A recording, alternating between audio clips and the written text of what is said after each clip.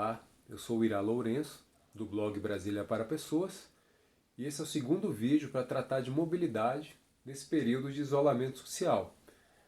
Hoje eu vou falar das leis sobre mobilidade, da contradição entre as boas leis e a realidade nem sempre fácil para quem se desloca sem carro pela cidade. Então aqui em Brasília nós temos muitas vias movimentadas sem infraestrutura para o pedestre, para o ciclista, sem prioridade para o transporte coletivo. Então é comum ver pessoas que atravessam correndo, pedestres, ciclistas que atravessam correndo entre carros em alta velocidade. Então nós temos o Código de Trânsito Brasileiro, que afirma que o maior protege o menor, o motorizado protege o não motorizado e o pedestre, todos prezam pela vida do pedestre. Ou seja, o pedestre está lá no topo, por ser o mais vulnerável. Então faz sentido. Ainda no Código de Trânsito tem artigos que protegem o ciclista. O motorista tem que manter a distância mínima de 1,5 m do ciclista. O motorista deve reduzir a velocidade ao ultrapassar um ciclista. Nós temos também a Política Nacional de Mobilidade Urbana, que coloca lá entre princípios e diretrizes a acessibilidade universal, a prioridade do transporte coletivo e também dos modos ativos de transporte, os veículos não motorizados.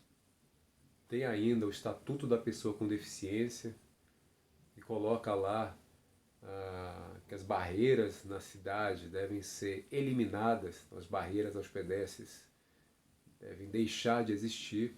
Quanto às leis distritais, nós temos várias. Daria para fazer um vídeo para detalhar cada uma, um vídeo longo, mas eu vou apenas mencionar algumas. Então tem desde a lei orgânica, nossa Constituição local, que diz que o poder público deve incentivar o uso de veículos não poluentes, com ciclovias em todo o seu território, com campanhas educativas. Temos as leis específicas, aí uma de 2005, que diz que todo projeto viário deve ter ciclovia. Temos a lei de 2006, que criou a política de incentivo ao uso da bicicleta.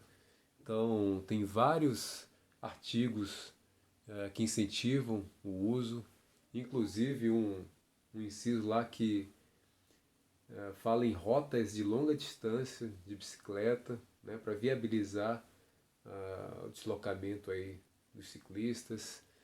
Temos uma lei de 2009 que cria o sistema cicloviário do DF, também com vários artigos favoráveis aí aos ciclistas. Temos ainda duas leis que obrigam a instalação de bicicletários no DF, uma de 2009, outra de 2012. Temos o Plano Diretor de Transporte Urbano, que fala sobre a redução do uso do transporte individual motorizado. Por que essa contradição entre ótimas leis, tanto federais, Código de Trânsito Brasileiro, Política Nacional de Mobilidade Urbana, Estatuto da Pessoa com Deficiência, entre outras, também Estatuto das Cidades, e ainda boas leis aqui locais, do Sistema Cicloviário do DF, Política de Mobilidade por bicicleta, leis sobre bicicletários.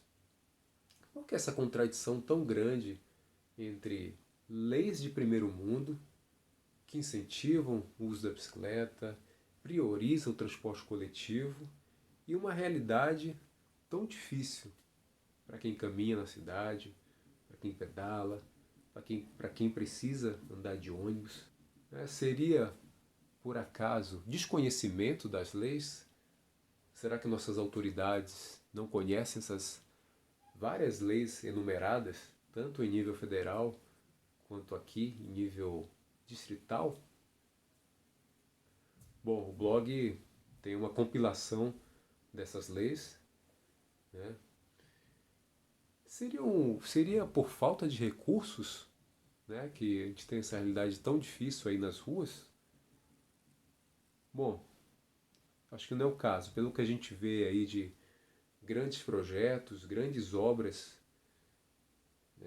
de construção de túneis, viadutos. Então essa contradição entre as boas leis e a nossa realidade, ela é bem evidente, né, aqui no DF. A gente teve o exemplo aí da EPTG, né, a via que liga Taguatinga a Brasília, passou por uma mega ampliação do espaço aos carros, e a ciclovia levou quase 10 anos aí para ser construída, mesmo assim ela é toda fragmentada. O corredor de ônibus também, na chamada linha verde, levou uma década aí para sair do papel. Mesmo assim as condições para quem usa ônibus não são das melhores. A mobilidade, sem dúvida, é um dos temas muito relevantes.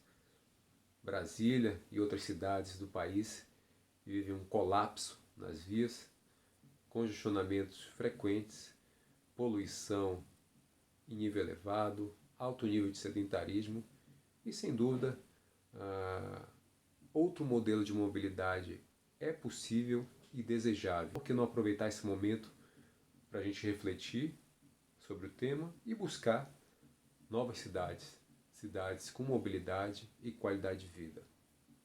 Valeu! Até a próxima!